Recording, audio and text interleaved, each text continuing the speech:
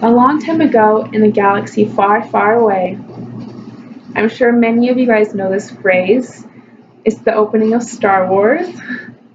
So I have a question for you guys. What do you think of when you think of Star Wars? Well, when I think of Star Wars, I think of Obi-Wan Kenobi and Luke Skywalker and Darth Vader and everything that they did. And today I don't have enough time to talk about everything that they did, and I want to talk to you about Obi-Wan specifically. Obi-Wan was one of the most legendary and significant characters in the Star Wars saga because of his involvement with and on and his influence with the Skywalker family and all of his great acts. If you were to watch Star Wars beginning with Episode 1, you'd be introduced to a young Obi-Wan Kenobi.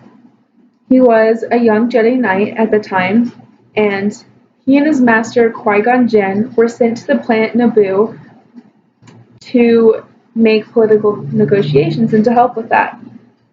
They ended up getting caught in a war, and through the war they met a young boy named Anakin Skywalker. Qui-Gon Jinn sensed that the boy was Force sensitive and believed that he was the chosen one. He freed the boy from slavery and intended to train him, but when he died, Kenobi chose to train him instead. Kenobi would later become best friends and a father figure to Anakin Skywalker. They would fight side by side during the Clone Wars, and they were both generals during this time. When Skywalker wasn't granted the title of Master, it really hurt him, and he began to distrust the Jedi Order and Obi-Wan, and started to head down a totally different path. During the Clone Wars, though, Obi-Wan was able to help with lots of military victories, and he even killed General Grievous. Anakin Skywalker turned to the dark side, sadly, towards the end of the Clone Wars, and he helped Chancellor Palpatine destroy the Jedi Order.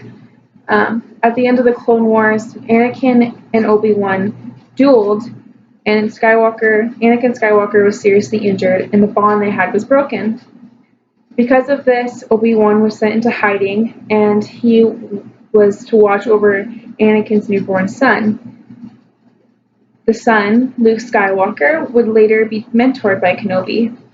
Then, 19 years later, Princess Leia called for Kenobi to help fight against the Empire. Luke and Obi-Wan then joined forces. Obi-Wan began training him during this time. So with the help of Han Solo, they were able to rescue Princess Leia from the Death Star. But while in the Death Star, Vader and Kenobi dueled again, and Kenobi allowed Vader to kill him. Because of this, they were all, like Luke and Han Solo and them, were all able to escape. And then after this, Luke Skywalker would continue to fight with the rebellion with Kenobi's guidance as a Force spirit. He would eventually duel Darth Vader and bring him back to the light side and defeat the Emperor. Because of his involvement with Luke and Anakin Skywalker and his great acts, Obi-Wan was one of the most legendary and significant characters in the Star Wars saga. Although he died in A New Hope, his influence is still felt throughout the entire saga and into the sequel trilogy. It is unknown whether a Kenobi will be in these new movies, but I personally believe that Rey is a descendant of Obi-Wan. Her origins have not been confirmed, but watch out, because if she was a Kenobi, this would bring such a deeper purpose to the Star Wars saga and just bring the whole story together. So, thank you for listening.